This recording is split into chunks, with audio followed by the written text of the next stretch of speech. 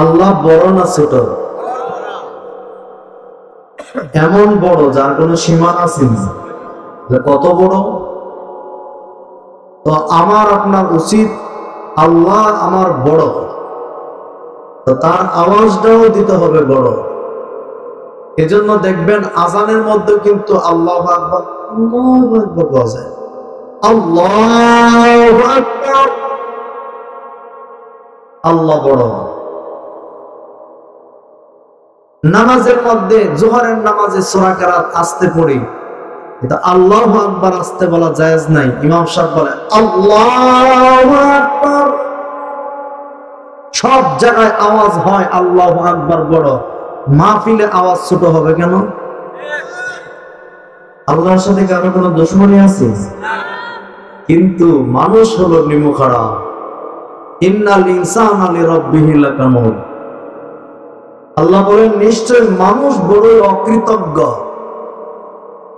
নির্বাচনের সময় মিষ্টি আর জিলাপি খাওয়ার জন্য গলা ফাটা।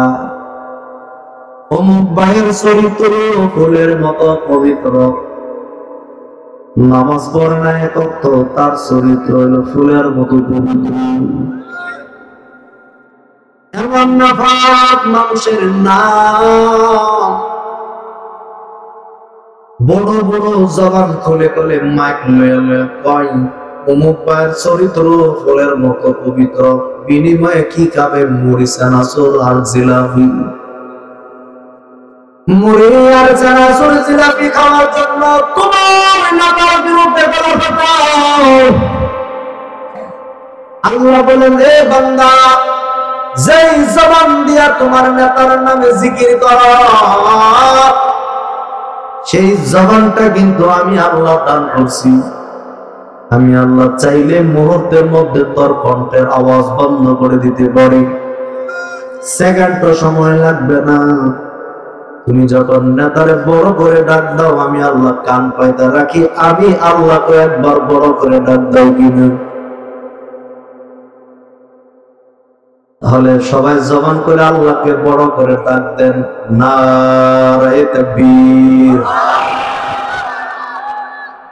যার যে পরিমাণ শক্তি আছে শক্তি নিয়ে বলেন নারে তাকবীর। মুসলমানদের কোন সবাই কেমন নাই, কোন বিমান নাই। মুসলমানদের বড় একটা অস্ত্র, সেটা হলো আল্লাহু আকবার।